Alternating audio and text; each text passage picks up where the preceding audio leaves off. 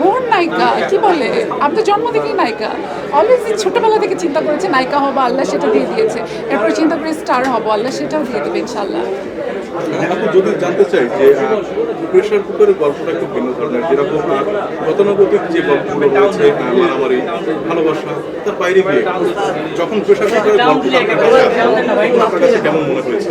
আচ্ছা, প্রেশার কুকারের গল্পটা আমার কাছে যখন এসেছে তখন আমি উমরাতে ছিলাম আমার ফ্যামিলি নিয়ে, এবং আমার ডিরেক্টর আমাকে এভাবে বলছিল যে এটা তোমার করতে হবে, আমার মনে হয় তুমি এটা করতে পারবা, সো তুমি ওখানে আমার জন্য একটু দোয়া করো আর এসে অডিশনটা দিয়ে যাও। আই ওয়াজ লাইক ওকে, ঠিক আছে।